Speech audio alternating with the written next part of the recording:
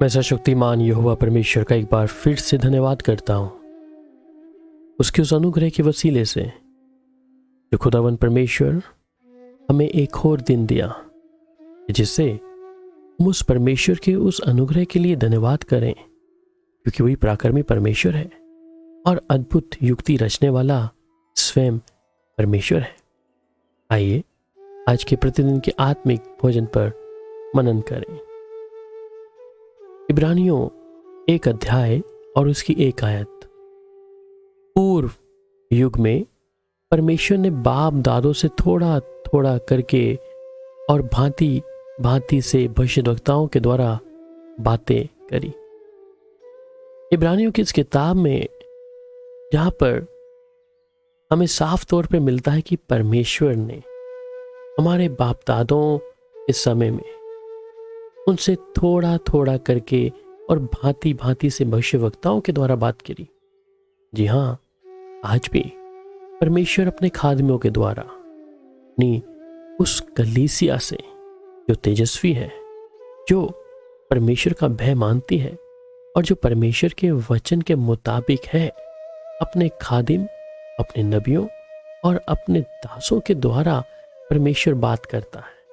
उस समय भी जो हमारे बाप दादे थे, उनसे परमेश्वर ने अपने नबियों को भेजकर उनसे बातें करी और उन बातों को भविष्यवक्ताओं के द्वारा उन पर प्रकट करी कि वे परमेश्वर की उन बातों को जाने।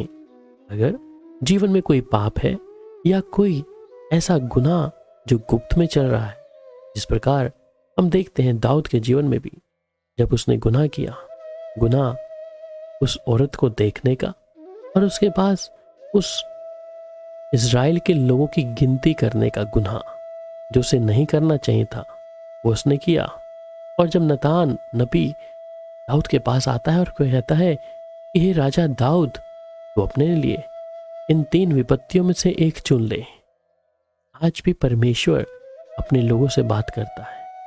हो सकता है कि आज शायद हम उन नबियों की, उन भविष्यवक्ताओं की आवाज को जो परमेश्वर की है उसे सुन नहीं पाते, परंतु परमेश्वर के उस नबियों की बातों को हम सुनकर कई बार हल्का जानते हैं और उस बात को जो परमेश्वर का दास या परमेश्वर का नबी परमेश्वर की आत्मा में होकर उन बातों को उन लोगों पे जाहिर करता है, तो उनको लगता है कि मानो ये मनुष्य ही है, ये परमेश्वर की बातें नहीं हो सकती। क्योंकि आज लोग कुछ और ढूंढते हैं। उन नबियों के जीवन में भी परमेश्वर की उस संसारिक चीजों को ढूंढने की कोशिश करते हैं, ना कि उस आत्मिक चीजों की जो परमेश्वर बताना चाहता है और दिखाना चाहता है, और वो चाहता है कि तौबा करें लोग। इसलिए वहीं पर पहला पतरस 1 अध्याय उसकी 10 आयत में भी कहता है कि इसी उद्धार के विषय में उन भविष्यद्वक्ताओं ने बहुत ढूंढ ढांड और जांच पड़ताल की कि जिन्होंने उस अनुग्रह के विषय में जो तुम पर होने को था भविष्यवाणी की। जी हाँ, उन्होंने उस भविष्यवाणी को कई बार कुछ जाना और जो भविष्यवक्ता थे उन्होंने परमेश्वर की उन बातों को उन पर जाहिर किया कि उस अनुग्रह के विषय में जो तुम पर होने को था भविष्यवाणी की। और वैसे ही परमेश्वर ने अपने नबियों को अपने स्वप्न के द्वारा, दर्शन के द्वारा बात भी करी। और योएल भविष्यवक्ता भी इस बात में कहता है कि उन बातों के बाद मैं सब प्राणियों पर अपना आत्मा उड़ेलूंगा, तुम्हारे बेटा बेटी भविष्यवाणी करेंगे और तुम्हारे पुण्य स्वप्न देखेंगे और तुम्हारे जवान दर्शन देखेंगे। जी हाँ, आज वो परमेश्वर का आत्मा है जो वो अपने लोगों पर उड़ेल रहा है। बहुत से सिर्फ संसारिक उस भविष्यवाणियों की ओर मन लगा रहे हैं और वो देखते हैं और सुनते हैं क्योंकि उन्हें वही अच्छा लगता है। परंतु परमेश्वर का एक और नबी सैमुएल नबी, जिसके विषय में माना जाता है कि वो जिस भी गांव में, जिस जगह पे अपने कदमों को रखता था, लोग थरथराते थे, लोग डरते थे कि सैमुएल नबी हमारे लिए कहीं ऐसी भविष्य ना कर दे, ऐसी भविष्यवाणी को बातें ना कर दे कि हमारे जीवन में परमेश्वर का क्रोध ना आ जाए। और वो उसी डर से उसके पास आने से भी कतराते थे। आज भी परमेश्वर अपने नबियों को चुना है, अपने लोगों को चुना है कि वे परमेश्वर की सिद्ध इच्छा को मालूम करते जाएं और परमेश्वर जिस प्रकार हमारे बाप दादों पर थोड़ा थोड़ा करके और भांति भांति से भविष्यवक्ताओं के द्वारा बातें करता था, वो आज भी अपने लोगों के द्वारा बातें कर रहा है। इसलिए मेरे अजीजों, वहाँ पर बाइबल में हमें बहुत से ऐसे उदाहरण मिलते हैं जहाँ परमेश्वर चाहता है कि हमारे बाप दादों पर दया करके और अपनी पवित्रता, उस पवित्र वाचा को स्मरण दिलाए। इसलिए भविष्यवक्ता होकर और जो ये जानकर कि परमेश्वर ने मुझसे शपथ खाई कि मैं तेरे वंश में से एक व्यक्ति को तेरे सिंहासन पर बिठाऊंगा। जी हाँ, वहाँ पर भविष्यवक्ताओं के द्वारा परमेश्वर अपने लोगों से बात किया है, उन लोगों के जीवन में अपनी उन बातों को प्रकट किया है। इसलिए परमेश्वर अपने नबियों को जब चुनता है तो उन बातों को जाहिर करता है अपनी उन धुलों के ऊपर।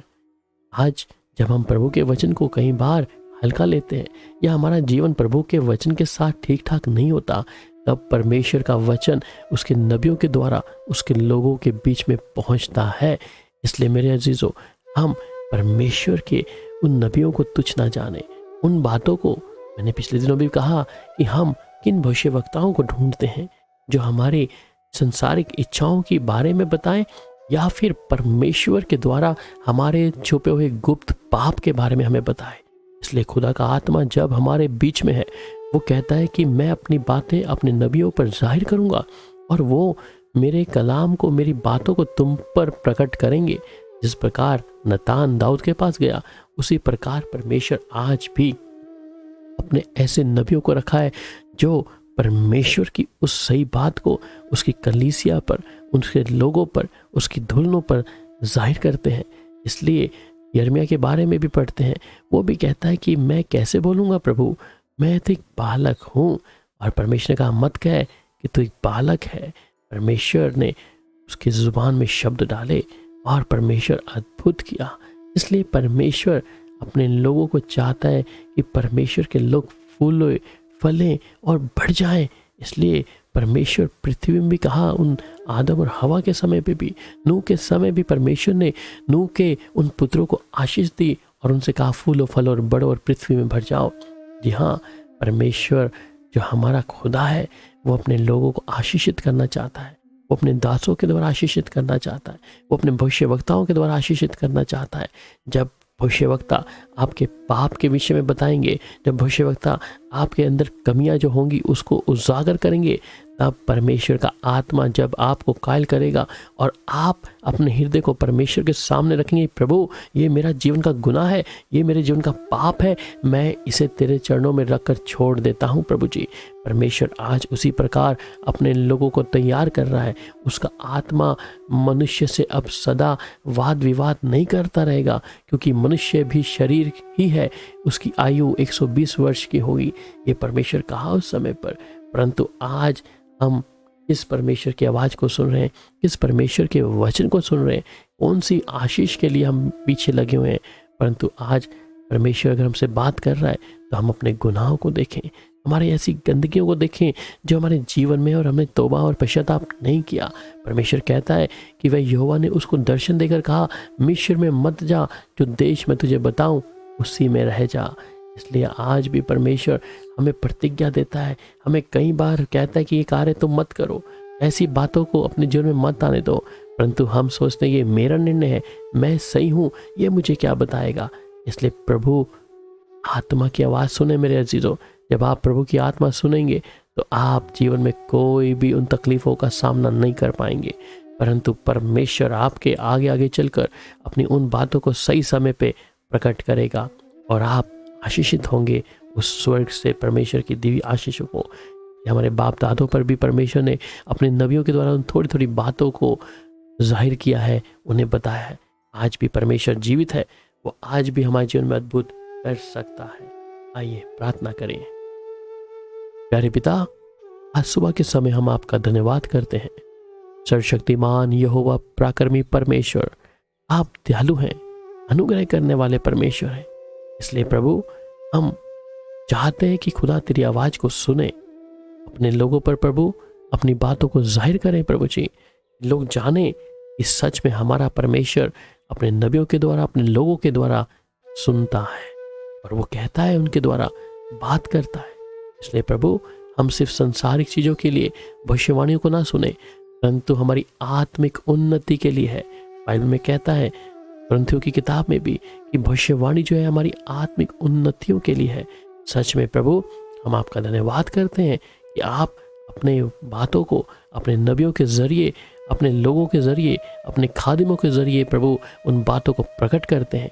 आज प्रभु हम आपके कलाम के लिए धन्यवाद करते हैं जो आपने हमको दिया। प्रभु इस समय कोई भी प्रिय भाई या बहन प्रभु किसी असमंजस में है, किसी चिंता में है, तो प्रभु जी आज जब आपका आत्मा हमारे बीच में है, तो मैं चाहता हूँ हर एक व्यक्ति पर आपकी आत्मा जोरों से कार्य करे प्रभु, और आप इन्हें सही और गलत के विषय में बता सकें प्रभु अपने लोगों के द्वारा। प्रभु वो आपका धन्यवाद, शुक्रिया राजा, प्रभु यीशु मसीह के मधुर नाम में, आमीन। अब परमेश्वर आपको सियोन से आशीषित दे, और प्रभु यीशु मसीह के नाम में शालोम।